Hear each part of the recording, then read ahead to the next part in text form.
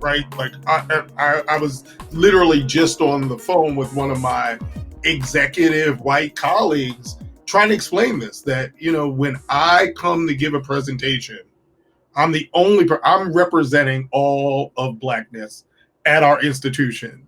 And when I walk out of that room, if I leave before that is over, I leave all the white people to talk amongst themselves. Right. I can't think of a time in my life where the converse is true, where if you as a white person walk out, then you leave us as black people to talk amongst ourselves, to make decisions, to figure out what you just said, to interpret it, to black-splain, and to figure it out, right? And yeah, maybe that's a way to say it. That it seems that when we do something, we are representing our race. When they do it, they're just looked at as an individual. That's right. Right? Like, D, you have to know that what you've done in Delaware, even through the whole hierarchy of however it happens with Barber's license and the board, all that kind of stuff that you're a part of, like you are not just there representing D. Reed. Like, people have to look at you. And I think that opens the door for them to give somebody else a chance because they see what you've done. You know what I mean? Yeah. That makes sense. And I have my struggles. Even with being the president of the board of cosmetology and barbering for Delaware, I went through a lot with my own people once I got that position too, by the way. However, most of the board was pretty much white, and I felt that when it was time for me to come, who called the final decision or the shot, they looking at me like, I know he's gonna look out for his people. I know he's gonna look out, Right. And then me, I'm bold where I can look them back and say, damn right, I'm gonna look out for my people. You already know. But but I shouldn't have to deal with that. And even the stuff that you guys deal with at your job, you shouldn't have to deal with that. You should not have to deal with that. That's racism, Yeah. I love the fact that when we look out for our people, it feels like nepotism. When white people look out for white people, it just feels like business. Like that's what. Yeah. So can I share this with you? So there was a young lady that I won't say where I worked at the time, but we had lunch and she was saying to me, and again, this is that undercurrent of anxiety and stress, right? Yeah. That part of her role was dealing with new young people coming into the company. Right. And it seemed that they were pointing the young black kids to her. Yeah. Right. And her thing is like, I'm willing to help everybody. I don't know if I want to be the person who just kind of gets the label of helping just the black people. And here's what I said to her. I said, I understand where you're coming from, but you may want to get over it. Right. Or think about how you can, because there are a lot of our young people show up in the corporate environment. They didn't come from an environment where they had parents who worked in the environment, and this is what was talked about at breakfast, lunch, and at the dinner table. So they don't have any foundation. So any support you can give them is warranted, because typically the young white kid coming into a position in corporate America has a support system whether they want it or not. It's just there. It's the door prize for just walking in. You're going to get that support. You should not feel bad about helping a person of color who likely didn't have any of that foundation. Right. And it's going to be judged more harshly on that first mistake that they make. In the corporate America, they call it the long tail. They end up with a long tail, and then it's never forgotten. That becomes who they are. Again, where the other person can have a bad day, it's just Bob, it's just Sue's, how it is. Yeah. That will be the thing that people talk about for years. And that's what forces some people to have to leave a company so they can get a fresh start and begin to work on a new set of perceptions, because the other stuff is just so hard to shake. Yeah. Because people, because they don't know us, they only think they know us based on images they see from television, the news, movies. And to be honest, my opinion is even some of our entertainers don't show us in the best light, because even if they're popular and making money, they're not great role models at all. And that's what some people see, and that's what they think that we are. And we're not. Those guys having the limelight, and having some money gives them the luxury to be the way that they are. But most times, even in society, that stuff is not even sustainable. But that's just what they do. Right. So anyway, so let me do this. So we've been on here for a minute. I don't want to hold you guys too long. So Drew, when we were talking before D. Reed came on, the idea, and even with pivot play, is like, okay, so we're in this position. How do we take a firm's stable footing and pivot? So that leads to what's next. Right. What do we do now? We've gone from pandemic to pandemonium. Woo! How do we go forward? How do we continue to carve out the best life that we can for ourselves, for our families, for our friends, for our community? How do we get there? Yeah, so I've for the last 2 days been wishing something in the back of my head and sharing it with people, and that is I wish everybody in America would take a break. Everybody shut up, sit down, be quiet, go to your corner. In our modern world, right, the social media platforms put us in the middle of events. So even if you're not in the middle of looting, you're on your phone, you're watching on Instagram people that you know in the middle of looting, and then you feel like you have to respond. Hey, what the fuck? And you're posting, and so what we don't have is what used to happen in the news, right? Something happens away from you. The news reports it. You get it. That's already a day. You then think about it, kind of process it, and by then the next thing has happened. And so you don't know whether the next thing is negative or positive, but what you are not is part of the thing keeping the momentum going. And so I think what we need to do is this: give ourselves time to process what has happened, negative or positive, and look for the next thing that we want to happen and then work towards that. So personally, that might mean like, I'm going to take a whole day and not jump on Instagram, not respond to what people are posting on Facebook. God bless Pivot Play on Facebook. And just process what you feel, process where you are, and ask yourself seriously, the world that I want to live in. Where do I want to be when this pandemic is over? What do I need to do to position myself for who I want to be as the world transitions into this new thing? And that way you give yourself time for the world to process its own self, and then you can respond to it. And I think one of the things we could do to help ourselves is take a beat and ask ourselves serious questions, and then set our own personal goals for the world that we want. I mean, I'm a big proponent of figuring out what you want before you join crowds and demand what those crowds want. Wow. D, what's your thought? I think it was excellent what he said, and I think that's actually a good way to start and to add on for after that, the next level. Jerry, we got to separate the real ones. We need the real ones. You know what I mean? We got to separate the real ones from the fake ones. And I'm going to tell you, this is going to be real easy. And I'm not going to get on the rioters too much because, again, y'all upset, y'all mad and stuff. But who do you think, number one, is hurt the most out of this? I tell you, George Floyd's family. That's who's hurt the worst. And you ain't going to touch their pain. And that's a fact. That's a fact. And they're not looting. You know why? Because they can give a damn about some sneakers, some Rolex, some car, because I lost my brother. I lost my uncle. I lost my daddy. And if any of us lost a family member out of all the stuff we love in the world, Rolex, whatever you want, Louis Vuitton, Gucci, couldn't nobody persuade us to go to any Gucci if they was giving it out free because I lost my brother. I don't give a damn about no Gucci busting in windows. Once I go over that way, I done lost focus of the cause and the reason why I'm supposed to get things done. And that's my brother. I lost my brother.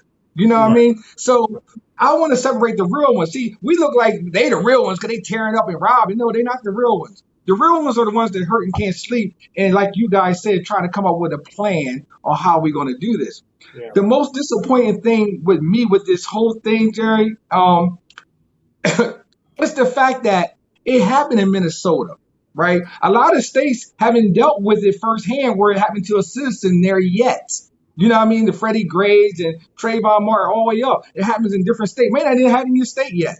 So guess what? You got an opportunity to go down to the police department. You got an opportunity to go to the state building, to the government, and say, hey, I'm a leader. We got some leaders in the community. We want to talk to you guys. What's before what? You see what happened in Minnesota. We don't want it to happen here. So can we do something different and start and having a conversation, and you guys can lead the protest and let everybody know we're protesting together. Why? Because we don't want that to happen here. So since we didn't do that, now we have the damage control with the mess because we didn't do what we supposed to done because it didn't happen when we're in Delaware. It can happen in Delaware. I'm not saying that. And we had similar situations that was close to that, you know, but we had an opportunity to see Minnesota on video and say, you know what, call the police, call the leaders right now, because we don't want that to happen here. Man. So now we got a plan together before it happened. But now when it happened, everybody just got mad at the cops and ready to go down there and fight everybody. Like, okay, well, they didn't do it. They just technically didn't do it themselves. You know what I mean? We got an opportunity to talk to them. So to piggyback off what the brother said, the neurologist, so who cleverly said, it was so dope. He said, go to your corner, calm down. We got a damage control, and we got to figure out what do we want. And you know what we want? We want peace, we want leadership, and we want a plan to execute. And how are we going to do that? We're going to have to take the leaders. We're going to have to take the real ones. Put light on the fake one and say, no, we're not for that.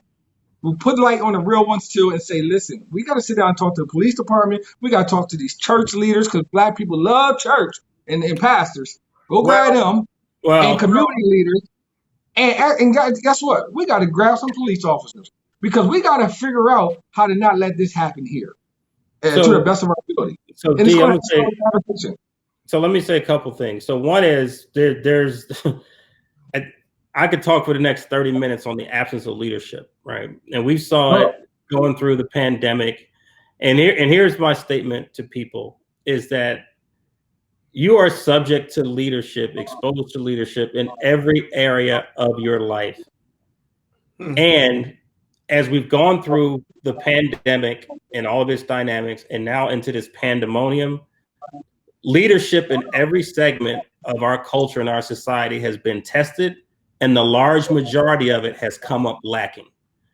And I'm wondering now, as people sit and reflect and think, whether you're talking about pastors, whether you're talking about business leaders, community leaders, politicians, have they continually earned your loyalty, your respect, and your money? Because some of them, we have set them up really nice. And when we need them now to show up to be leaders, they have nothing to offer. They're eloquent and they're about their self-interest, but they have come up empty over and over again. And as people sit and process this is an opportunity for them to reassess the leadership that they have allowed to influence their lives and say, are you even worthy of my time? Because you're eloquent. Go ahead. When it happened, I said that. I was like, what in the world? So it kind of exposed the leaders, didn't it? Like, oh, shit. It absolutely did. We was like, oh, we ain't got no real leaders. Oh, my God. Oh, they didn't have a plan. I was like, oh, I didn't know. And I'm the type of person, I feel like I can lead some things. You know what I mean? So I sat back and said, oh, we got leaders already. I'm good. They handle that. Let me go ahead and run my business and do what I do here. Y'all got it. And then when this shit happened, I said, oh, my God, we ain't got no leaders. Right. No, we ain't got no real leaders. They have shown themselves to be confused, afraid, just clueless overall. And people have aligned their lives with these people. I'm like, look at the leadership that's around you. You now get the opportunity to make a decision about whether or not they deserve your loyalty, your commitment, your time, your money, your endorsement, your advocacy, whatever that is, because these jokers have come up short. So D, to your point, about if it hasn't happened in your city, I moved to St. Louis 2 weeks before the Mike Brown shooting. Wow. And all I'm going to say to you is TV could do it no justice. Now, imagine you come to a state like when my wife showed up here 2 days before the shooting, she had never even visited before. Right. So you're talking about an introduction and how that changes you, because, Drew, you've used this word when you said Philadelphia is on fire. Yeah. St. Louis is on fire. And if you're new, you don't know where to go. You don't know where you don't want to be caught. You know what I'm saying? So we went everywhere together, and it was like we knew we could go to this store, this restaurant, this, you know what I mean? We basically had to stay very tight. So I get what happens. And then I think the next one was the situation that happened in Baltimore. I think, okay, so we lost D for a second. Let me bring you back in. There he is. So the next was the situation that happened in Baltimore, and then watching that on TV from St. Louis, I had a different appreciation for it because I had lived through it in St. Louis. Right. And tonight, I had the opportunity. They had a march here that was largely organized by high school and early college age kids. Brought this thing together. It had to be 2,000-3,000 people there, right? Most of them were not black. Most of them were white or other shades. And it was so impressive to see. I watched these kids, talking about leadership. I watched them. Because I got there really early, right? Because I wanted to check out, am I just marching? Am I strapping this 9 on my, I didn't know what I was going to have to do. So I wanted to get there early and check it out. But I saw these young people engage the police. And I appreciated what the police did. They objectively went about their job. So that didn't mean that they were supportive, that they were willing to take a knee or whatever, but they did their job. They kept it light. I saw them laughing with the kids and stuff like that, organized, and people just showed up in droves. They probably marched for a mile down to the Justice Center. They were there for a few minutes, and they came on back chanting and stuff the whole way. And I was really encouraged, and I'm like, you know what? I'm really hoping this sticks and that these young people aren't going to continue the nonsense that we've had to experience. Yeah. They were raising their voices really loudly on some of the right things. So that piece was encouraging, but I'm taking away from both of you, just the idea of being able to process it, right? Just process it. I would love, here's the easiest way for me to process it. Can it stop? And then I can really assess it. Like, you have to believe that what happened in Washington, D.C. tonight could potentially make everything worse for the rest of the night throughout the country. Yes. Right? Because those people were peacefully protesting. They may have been loud, but then all of a sudden they were getting pushed around and tear gas and just out of nowhere because the president wanted to show some force. And that was minutes before I was supposed to leave to go to this march that I went to tonight.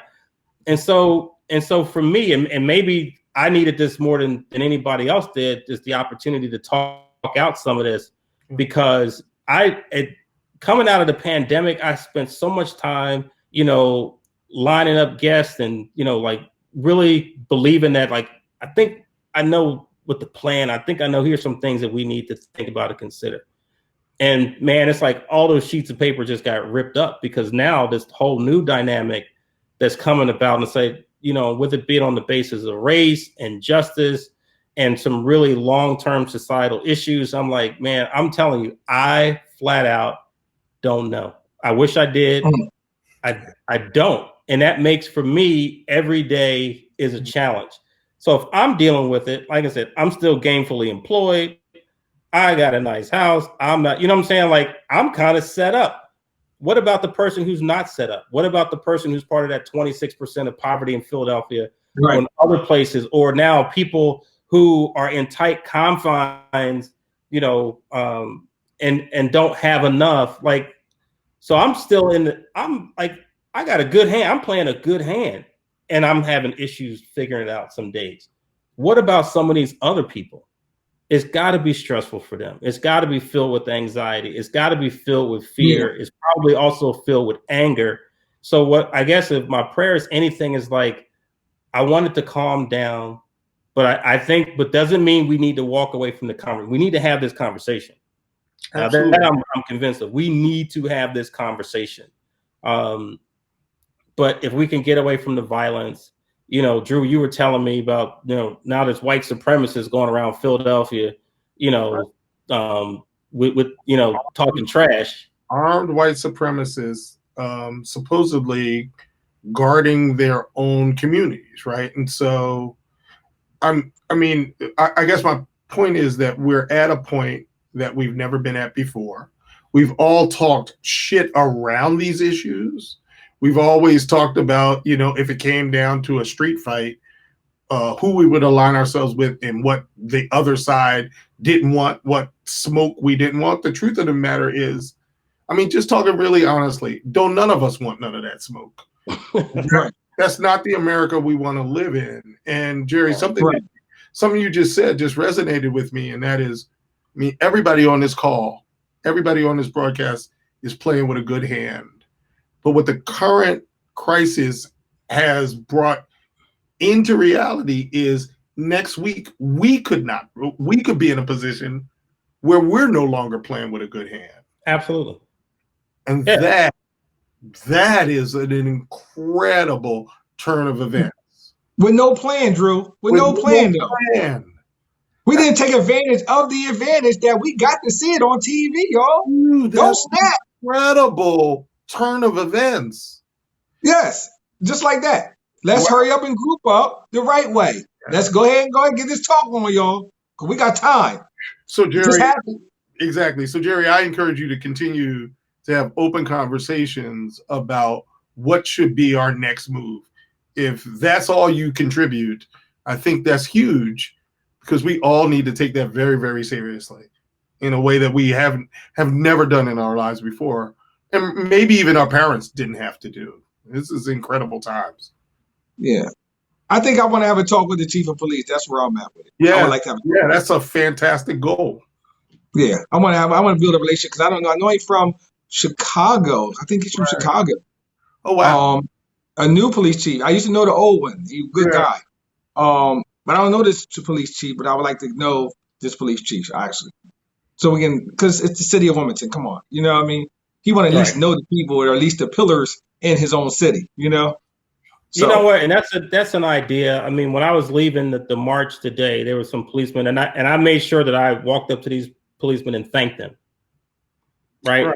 Didn't have to be in a long drum, but seriously, thank you. Like I said, they were there. They were objective. They protected the people, because it could have been some nut out there, wanting to shoot up the crowd or drive a truck or something into them. They provided the right presence and the right demeanor, right, to go along with that type of event. But you're right, D. And because I know this is where I live is deep Trump country, right? I have pulled back myself.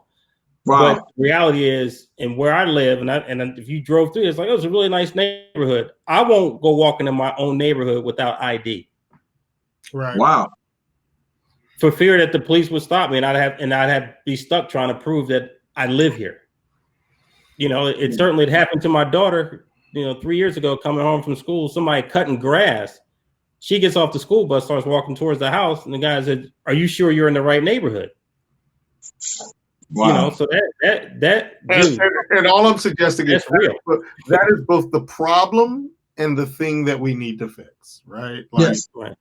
That is both the incendiary spark that has created what we are living through now, and the sort of goal line, like Martin Luther King had a dream where black kids and white kids could sit down next to each other, and now your dream is just, I want to get off a bus anywhere in America and not have anybody go, "Do you live here?" Right.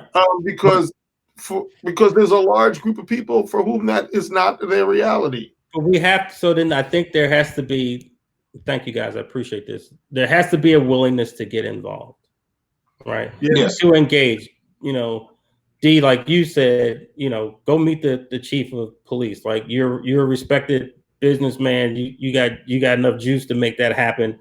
When that situation happened with my daughter, it was one of my neighbors, right, happened to be an older African-American man, of which, I think I have 3 black neighbors, maybe.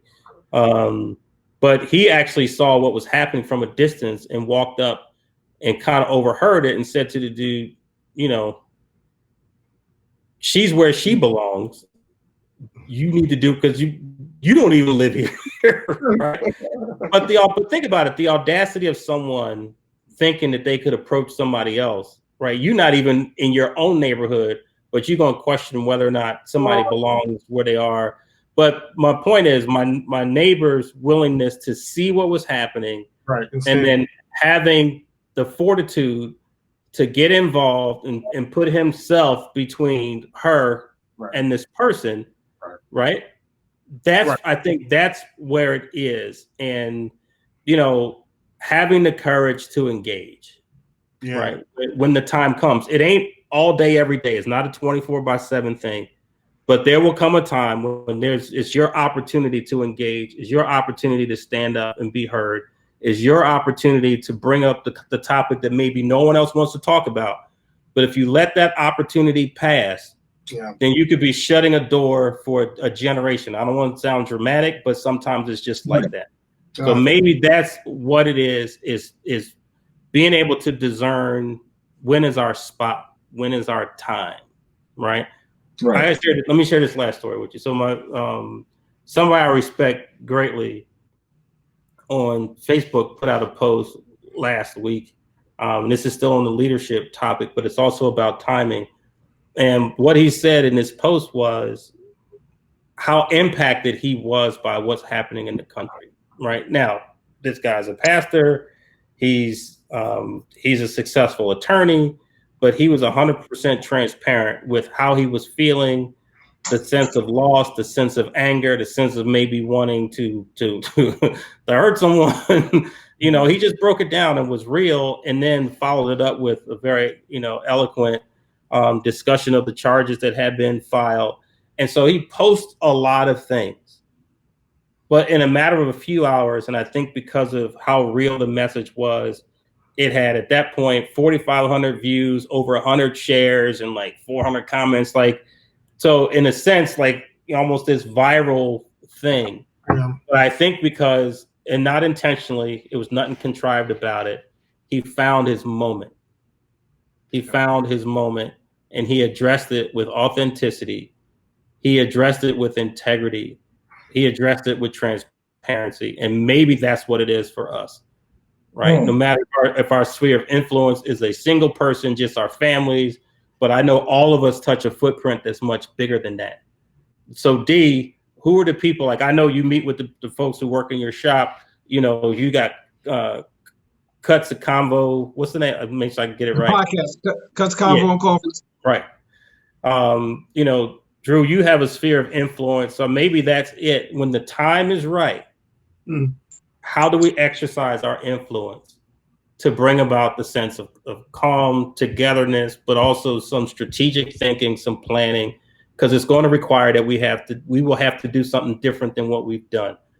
So the leadership, I know, is apparent here. Like D, when I saw you send up the flare for folks to come out and help clean up the streets after the looting, that's leadership, right? Nobody told you to do that. Nobody asked you to do that. Nobody paid you to do that. You did that because of your leadership and a sense of ownership for your own community. That's right. Saying if I don't do it, who else will? Because clearly you weren't pushing people out of the way, right? Now the city showed up and did some stuff, but that was you using your influence to say, let's go clean this up because we're better than this, right? Right. So, all right. Any closing some people remarks? hated on that. How so? Well, they felt like, let them clean it up. Let them clean up the mess. Some people felt like that. I went and bought brooms and trash bags and everything else. I was ready to go. I was out there. But the city had made it out there got early in the morning. The mayor don't want somebody outdoing him. You know what I mean? So he got out there at 6 in the morning. Let me go ahead and handle my city. Somebody told him, look, they organized and they ready to go out there and clean up themselves. So to me, that's still influence, though. Yes. Oh, yeah, absolutely. That's a wonderful thing. Absolutely. All right, so any closing remarks? I appreciate you guys for unscripted, unprompted, just last minute jumping on here and having this conversation. I really, really seriously appreciate it. Yeah, the only thing I'll say is, Jerry, keep up the good work, man. It's good shit. I second that, Jerry. Keep up the good work. Drew, it's nice meeting you. You said a lot of things, man. Hey, I really appreciate hearing you and listening to you, man. A lot of people got knowledge out here, but very few got wisdom. So Hey, Thank you. yeah, absolutely. Makes me feel good about my network, my circle of people. Absolutely. Thank you so much, bro. Bro. All right, man. Indeed, you need to get some more copies of Mindset Go ready because some people are going to need that. Absolutely. Oh, Mindset Go right on Amazon. But if you get them from me, inbox me, whatever, tag me, and I'll sign them. I'll send them out to you signed. Well, I show up at the shop to get all my stuff signed personally. So hey, you're more than welcome to come get them. I got you. All right, guys. Enjoy the rest of your night. Appreciate it. Okay. All right. Peace. See you.